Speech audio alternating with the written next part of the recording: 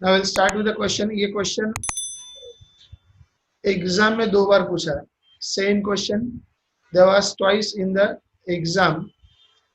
तो अब देखोगे आप तो ये पूरा का पूरा पोस्टिंग का क्वेश्चन है। This is entirely a question of posting. चलो स्टार्ट करते हैं। कैश इन हैंड, आपको सिर्फ शेड्यूल नंबर याद रखना है। कौन से शेड्यूल में आएगा कैश इन हैंड? तो शेड्यूल नंबर 16। किसमें आएगा? Schedule number 16। कैशड बैंक, तो ये भी कहाँ पर होगा? Schedule number 16। शेयर कैपिटल, ये किसमें होगा? Schedule number 1। Schedule number 1।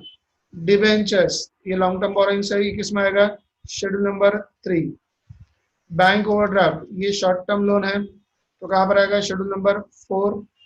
Investment, अब नथिंग इज मेंशन कि ये शॉर्ट टर्म इन्वेस्टमेंट है कि लॉन्ग टर्म इन्वेस्टमेंट है। When nothing is mention we have to assume this is a long term investment. तो लॉन्ग टर्म इन्वेस्टमेंट कहाँ पर आएगा? देखो टैंजिबल एसेट्स 8 में, इनटैंजिबल 9 में, तो लॉन्ग टर्म इन्वेस्टमेंट किसमें होगा? शेड्यूल नंबर 10 में। बिल्स रिसीवेबल, बिल्स रिसीवेबल किसमें होगा? शेड्यूल नंबर 15 में। सन्ड्री डेटर्स शेड्यूल नंबर 15 में। Creditors schedule number 5। आपको ये शेड्यूल नंबर नोट नंबर बायड होने चाहिए ना। सिक्योरिटी डिपॉजिट, पहले हमको चेक करना है कि हमने डिपॉजिट दिया है कि हमने डिपॉजिट लिया है। तो ये डेबिट साइड में, मतलब ये असेट का बैलेंस है, तो हमने कहीं ना कहीं सिक्योरिटी डिपॉजिट भरा होगा। जैसे आपको पता है इलेक्ट्रिसिटी का कनेक्शन लेता है, अगर टेलीफोन का कनेक्शन लेते हैं तो उसके सामने हमको डिपॉजिट रखना होता है। तो this is normally a long term deposit. ये long term loans and advances हुआ। This is a long term loans and advances. Long term loans and advances किस में लिखेंगे? शेड्यूल नंबर 11 में। Long term loans and advances कहाँ पे लिखेंगे? Schedule number 11 में। Profit and loss account balance, मतलब ये रिजर्व एंड सरप्लस वाला आगे सरप्लस, ये किस में जाएगा? Schedule number 2, reserve and surplus में। रिजर्व एंड सरप्लस में। Next, security premium. Security premium ये किस में आता है? रिजर्व एंड सरप्लस में, मतलब schedule number 2। Interest on debentures accrued and due, तो डिबेंचर्स का जो इंटरेस्ट पेएबल है वो कहाँ पर आएगा? Schedule number 6, other current liabilities में। किसमें आएगा? Other current liabilities.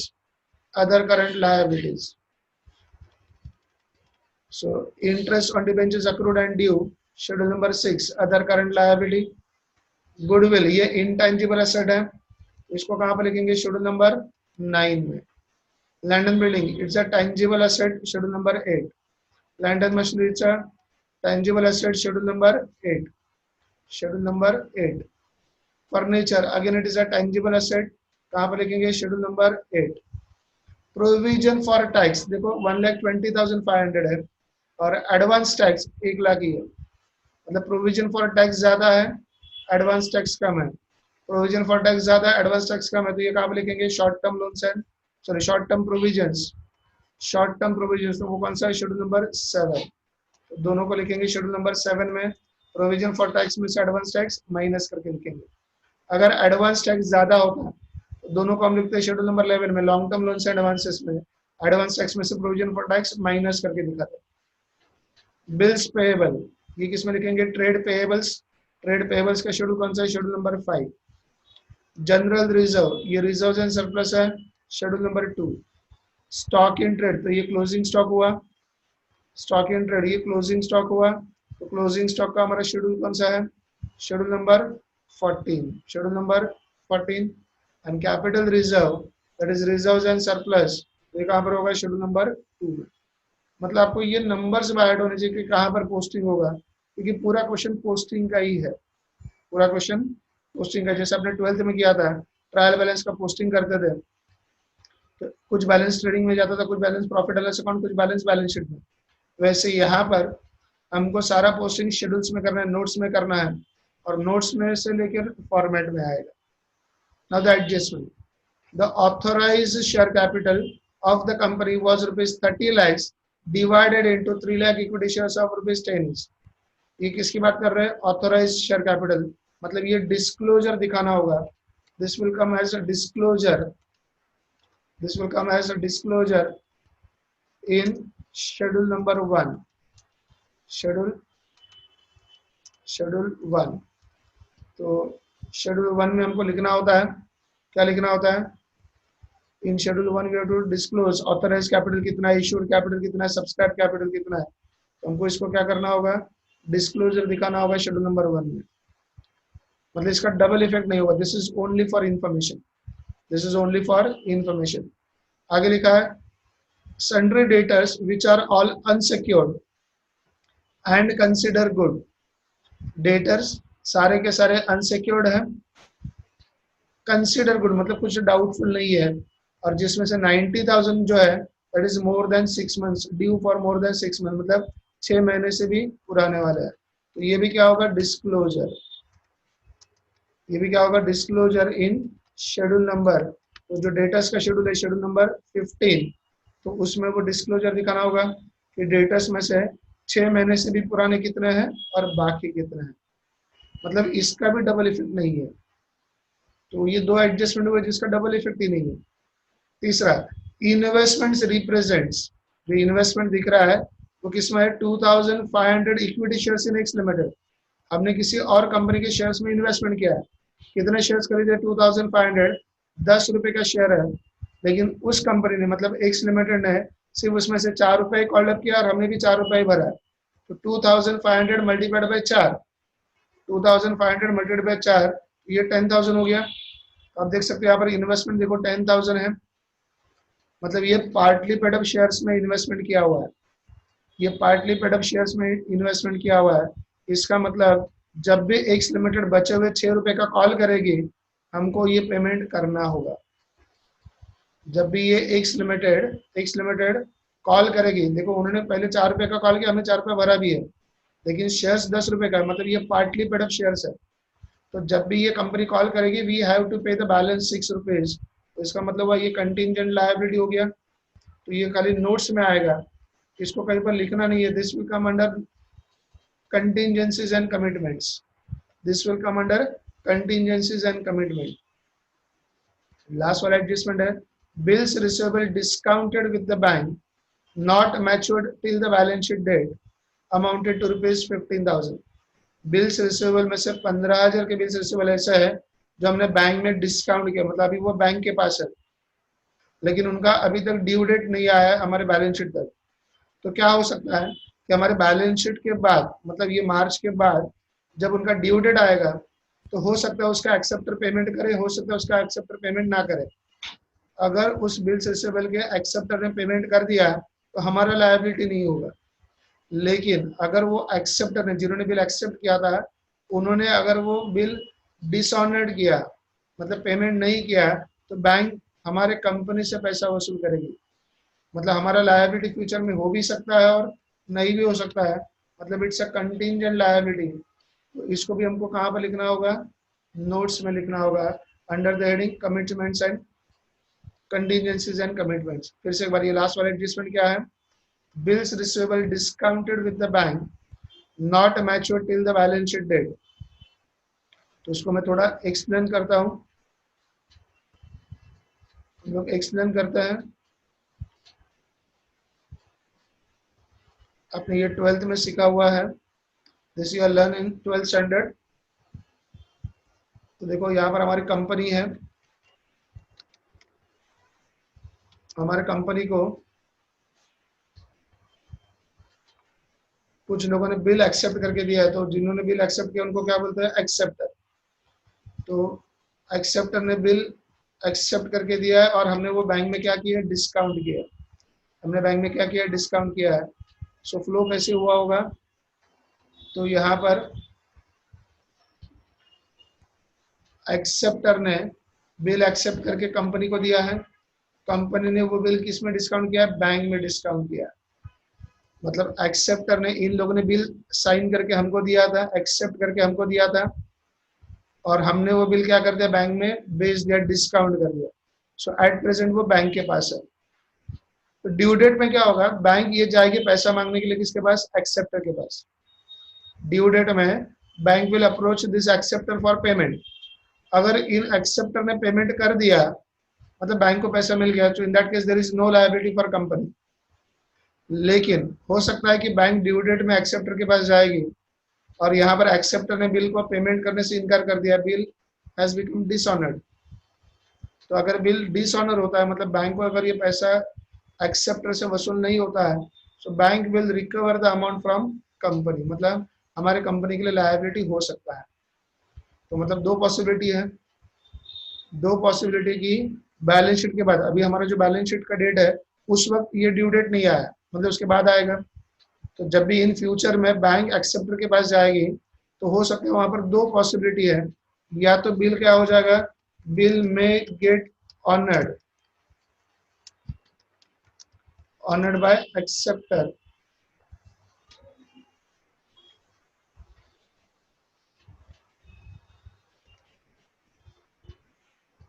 तो बिल क्या हो जाएगा, ऑनर हो जाएगा, मतलब बिल का पेमेंट करेगा acceptor. So in that case there is no liability for company, तो कंपनी के लिए कोई लायबिलिटी नहीं होगा। But in case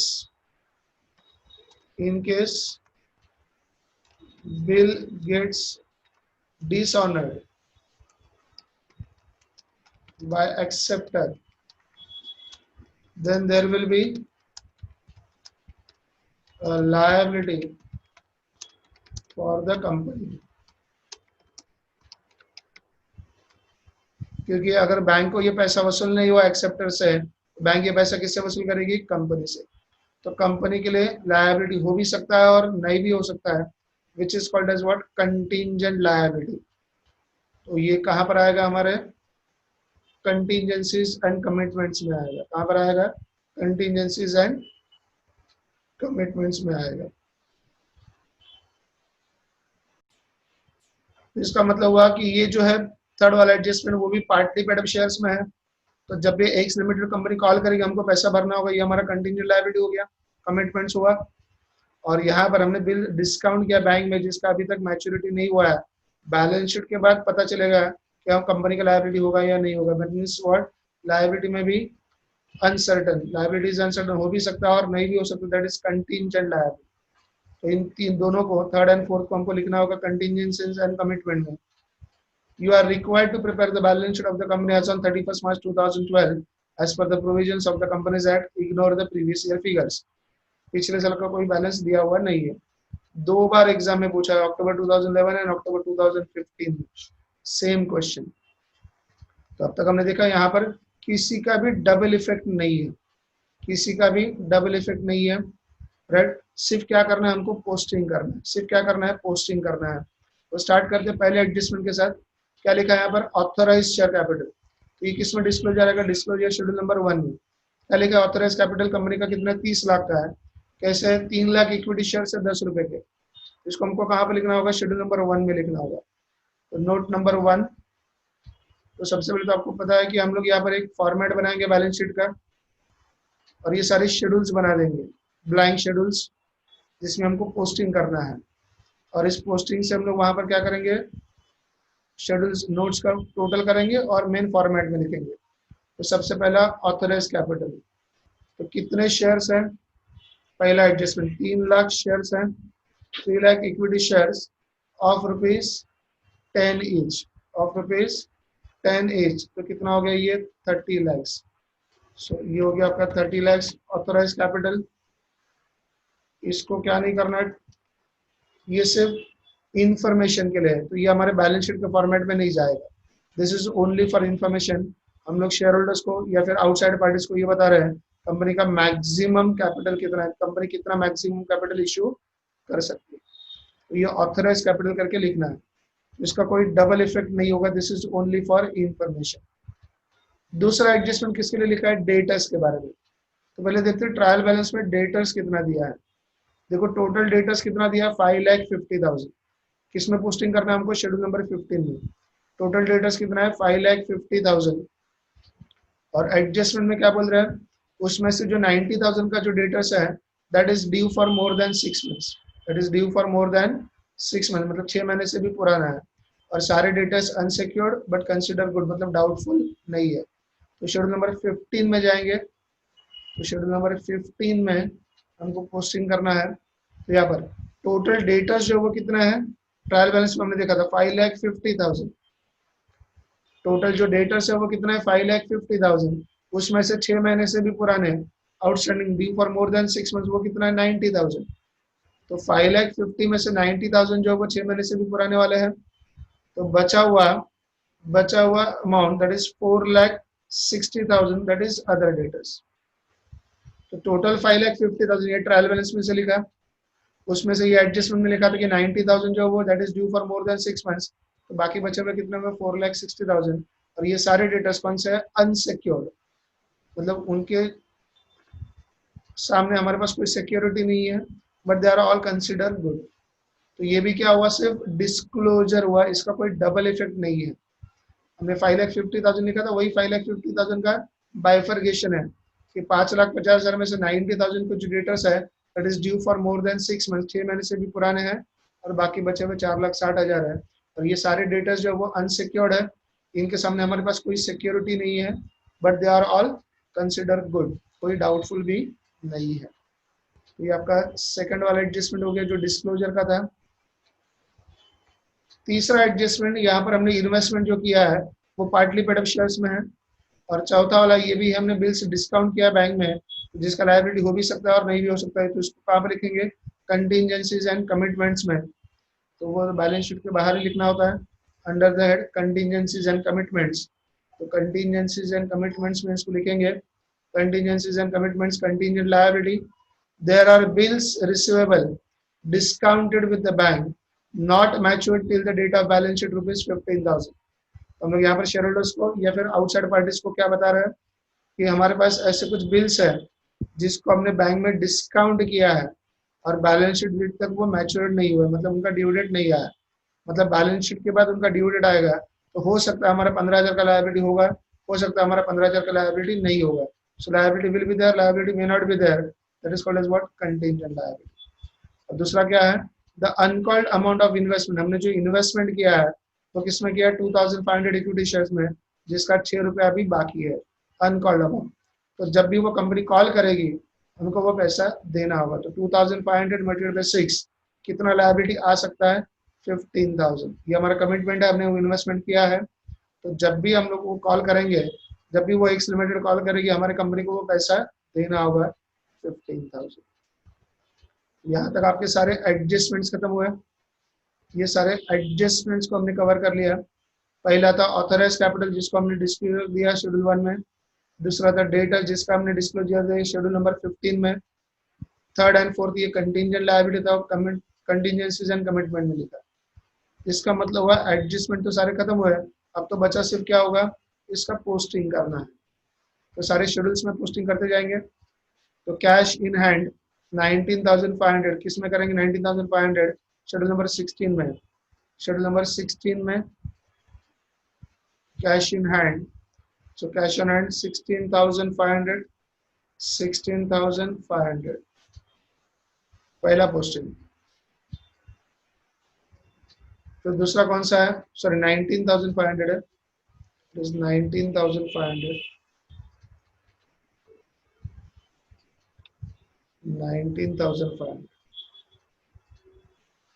19,500 cash on hand.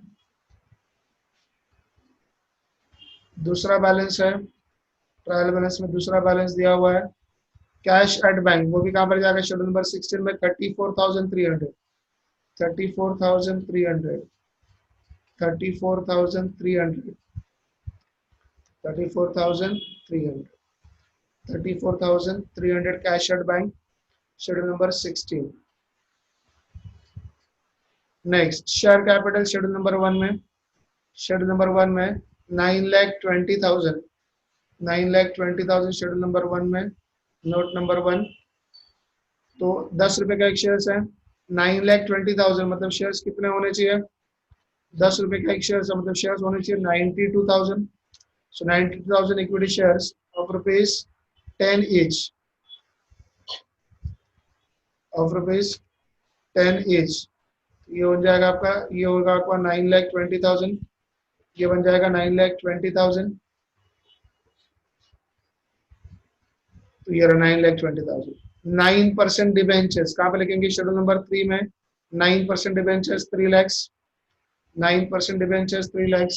Note number 3, notes to accounts 3, 9% debentures कितना है 3 lakhs। कितना है 3 lakhs। नेक्स्ट अगला वाला posting bank overdraft, union bank से बैंक ओवरड्राफ्ट लिया है शेड्यूल नंबर 4 में 2 lakhs। शेड्यूल नंबर 4 में short term borrowings bank overdraft union bank से लिया हुआ है 2 lakhs। So bank overdraft short term borrowings 2 lakhs। Next है इन्वेस्टमेंट, कहाँ पर आएगा schedule number 10। Investment schedule number 10 कितना है 10,000। शेड्यूल नंबर 10 में नॉन करंट इन्वेस्टमेंट, किसमें इन्वेस्टमेंट किया है, investment in shares of x limited.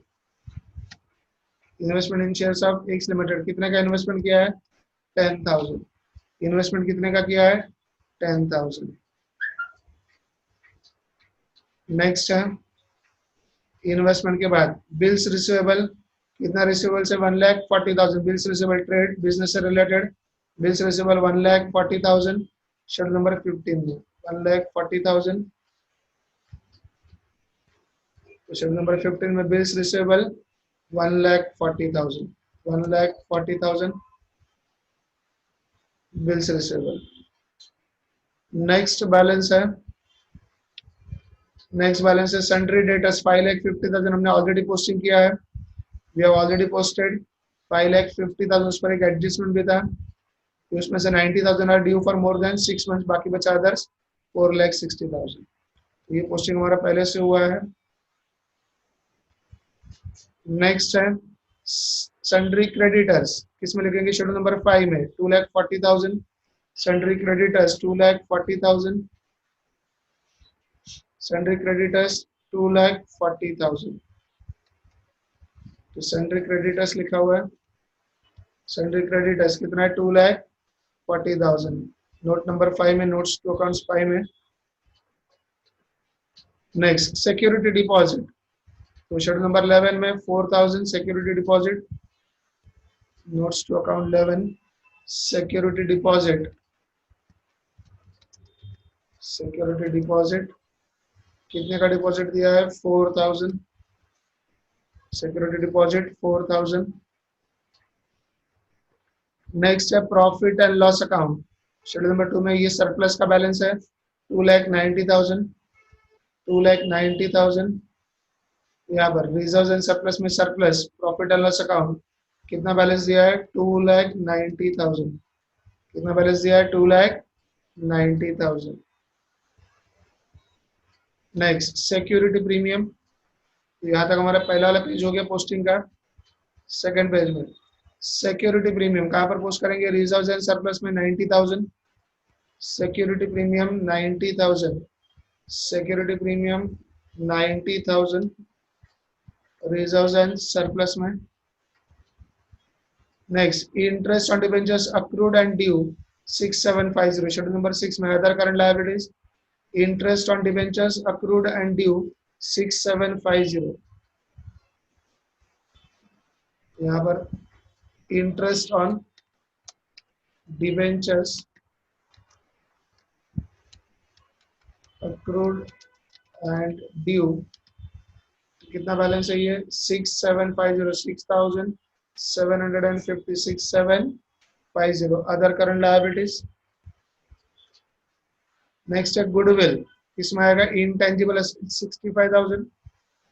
Goodwill intangible assets, intangible assets goodwill कितना बैलेंस है गुडविल का 65,000। गुडविल का balance 65,000,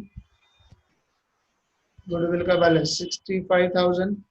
next land and building देखो कैसा है 2,50,000 का कॉस्ट है और अभी उसका बुक वैल्यू 1,90,000 है। 2,50,000 का कॉस्ट है, अभी उसका बुक वैल्यू 1,90,000 है, मतलब 60,000 का डेप्रिसिएशन हुआ, 60,000 का डेप्रिसिएशन होगा। किसमें लिखेंगे शेड्यूल नंबर 8 में। तो कॉस्ट कितना है 2,50,000 और बुक वैल्यू कितना है 1,90,000।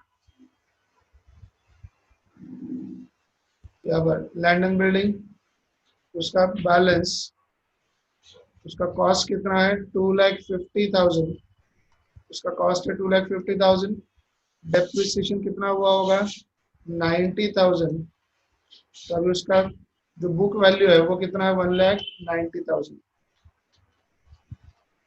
डेप्रिसिएशन हुआ होगा 60,000, तो अभी उसका बुक वैल्यू कितना है 1,90,000, बुक वैल्यू कितना है 1,90,000। तो सेम प्लांट एंड मशीनरी के लिए कॉस्ट 5 लाख है, बुक वैल्यू 3 लाख है, मतलब डिफरेंस 2 लाख का डेप्रिसिएशन होगा। प्लांट एंड मशीनरी कॉस्ट कितना है 5 लाख, बुक वैल्यू कितना है 3 lakh. Plant and machinery tangible asset, plant and machinery cost कितना है उसका, कॉस्ट है उसका 5 लाख और डेप्रिसिएशन कितना हुआ होगा 2 लाख, अभी उसका वैल्यू कितना बचा है 3 लाख, वैल्यू कितना बचा है 3 lakh.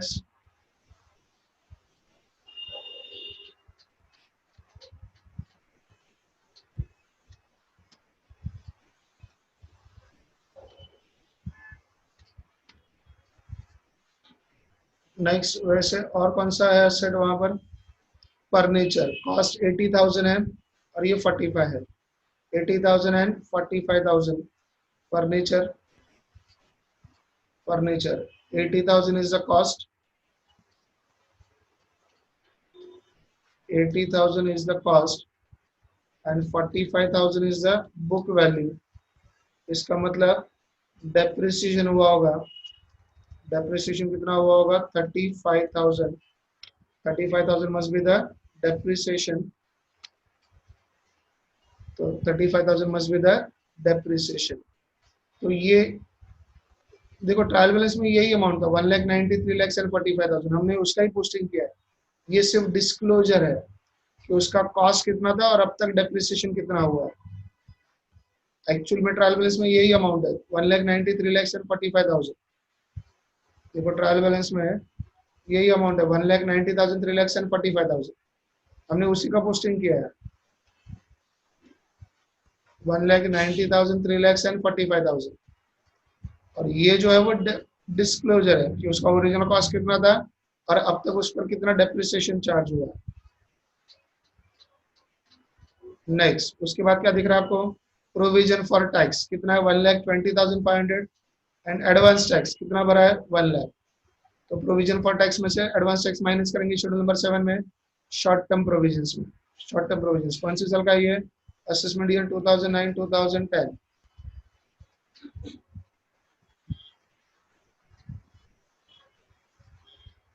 Provision for tax, provision for tax कितना है 1,20,500, जिसमें से एडवांस टैक्स कितना है 1 लाख, एडवांस टैक्स कितना है 1 लाख, माइनस करने के बाद कितना होगा 20,500, माइनस करने के बाद कितना होगा 20,500। सो 1,20,500 माइनस 1 लाख, सो 1,20,500 माइनस 1 लाख, तो कितना होगा 20,000। बिल्स पेएबल शेड्यूल नंबर 5 में जाएगा 30,000। Bills payable, bills payable trade payables में होगा 30,000। मतलब हमको सिर्फ पोस्टिंग करना है, it's a very simple question लेकिन लेंदी है। जनरल रिजर्व किसमें जाएगा शेड्यूल नंबर 2 में 1 lakh.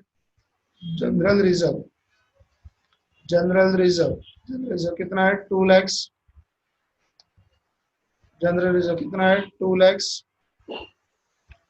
Next stock in trade, मतलब ये क्लोजिंग स्टॉक हो गया, stock in trade closing stock हो गया कितना है 8,49,450, 8,49,450। इन्वेंट्रीज में जाएगा, शेड्यूल कौन सा हो गया इन्वेंट्रीज का 14 वाला, 8,49,450, 8,49,450। ये क्या है stock in trade, stock in trade 8,49,450। And last is capital reserve, reserve and surplus की शेड्यूल में 10,000, capital reserve 10,000, so capital reserve 10,000। Adjustment तो हमने ऑलरेडी किया था, अभी तो हमने पोस्टिंग किया ट्रायल बैलेंस का, एडजस्टमेंट भी ऑलरेडी डन। ऑथराइज कैपिटल का डिस्क्लोजर हमने शेड्यूल नंबर 1 में दिया, डेटर्स का डिस्क्लोजर हमने शेड्यूल नंबर 15 में दिया। ये दोनों तो कंटिंजेंट लायबिलिटी थे, तो कंटिजेंसीज एंड कमिटमेंट्स में चला गया। तो अभी हमको करना क्या, देखो हमने फॉर्मेट में अब तक कुछ नहीं लिखा, तो आपने जो भी पोस्टिंग किया है वो सारे नोट्स ऑन अकाउंट्स में किया है, और नोट्स ऑन अकाउंट से बैलेंस उठा उठा कर हम लोग कहाँ पे लेके आएंगे, इस फॉर्मेट में लेकर आएंगे। कंपनी का नाम क्या है, integrated electronics limited, 31 March 2012, integrated electronics limited. So name of the company, integrated electronics limited. Balance sheet कौन से तारीख का बन रहा है, 31 मार्च 2012। सो कंपनी का नाम दिया है क्वेश्चन में, electronics, integrated electronics limited as on 31 March 2012। So integrated electronics limited balance sheet as on 31 March 2012। अभी हमको क्या करना है, जो भी शेड्यूल से उससे वहां से अमाउंट उठाकर यहाँ पर लिखना है और उसका टोटल करना है। Schedule number 1, notes to account, share capital. याद रखो ऑथराइज कैपिटल नहीं आएगा, authorise capital is only for disclosure. तो यहाँ पर कितना टोटल है, 9,20,000। कितना टोटल है, 9,20,000। शेड्यूल नंबर 1 में आ गया आपका 9,20,000। फिर second notes, reserves and surplus. Second schedule का टोटल करेंगे, 10,000 प्लस 90,000 मतलब 1 लाख प्लस 2 लाख, 3 लाख, 3 प्लस 2 5 लाख, तो 5,90,000 हो गया। 5,90,000 is the total, 5,90,000 is the total. इसका टोटल आ गया 5,90,000। Next third schedule, long term borrowings के लिए, लॉन्ग टर्म बोरिंग्स कितना टोटल है इसका, 3 लाख। कितना टोटल है, 3 लाख। फोर्थ का कितना है, 2 लाख, दोनों का एक साथ में लिखते हैं। तो थर्ड का है 3 लाख, फोर्थ का है 2 लाख। थर्ड का कितना है, 3 लाख, फोर्थ का कितना है, 2 लाख। फिर 5th 6 एंड 7, तो 5th का टोटल यहाँ पर कितना हो रहा है, 2,70,000, 2,70,000।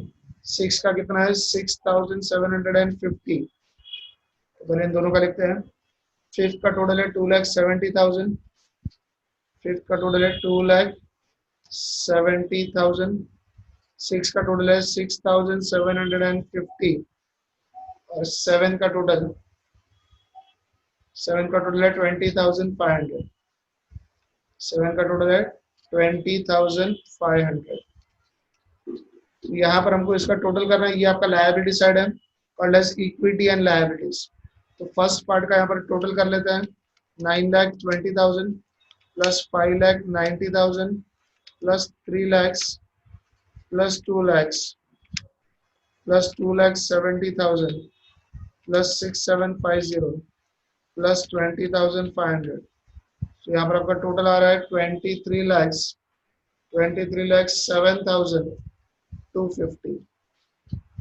23,07,250। बढ़ते हैं नेक्स्ट पार्ट की तरफ, 8 का टोटल। तो हमको 8 का टोटल करना है यहाँ पर।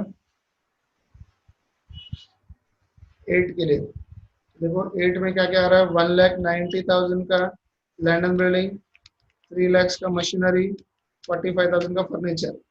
ये आपका टोटल आ रहा है 5,35,000, 5,35,000। सो टेंजिबल एसेट्स, 5,35,000, 5,35,000। इनटेंजिबल एसेट्स 9 के लिए कितना है, 65,000, और 10 के लिए टोटल कितना है, 10,000। तो 65,000 एंड 10,000, 9 का टोटल है 65,000, 10 का टोटल है 10,000। देखते 11 एंड 12 में कुछ है क्या, यस 11 में कितना है, 4,000। इसमें कुछ नहीं है, नहीं, 4,000। 11 में कितना है, 4,000। यहाँ पर है नील। Next 13, 14, 15, 16, 17 and 18। देखिए टोटल 13 में कुछ नहीं है, इज नील। 14 में कितना टोटल है, 8 लाख।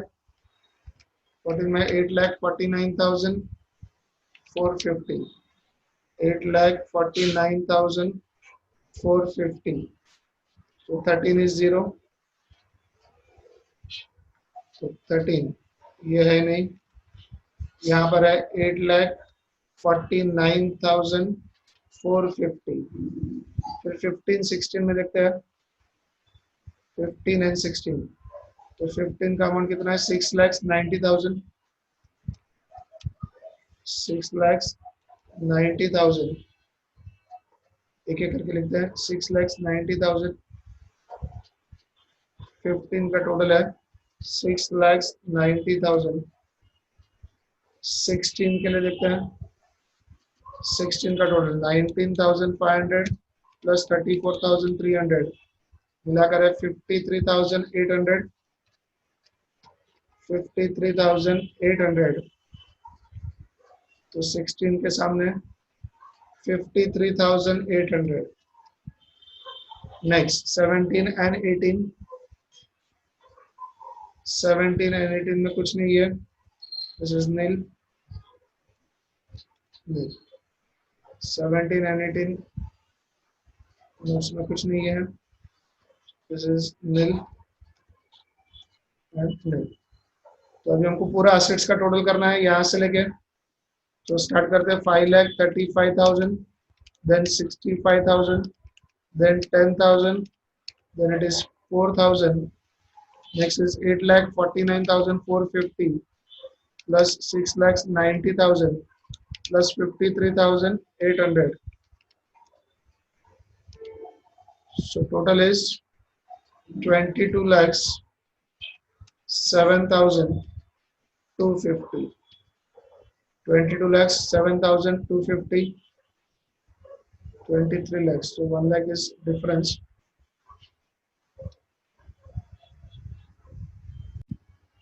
चलो करेक्शन करते हैं। हमारे पास देखो ट्रायल बैलेंस में जनरल रिजर्व 1 लाख लिखा था।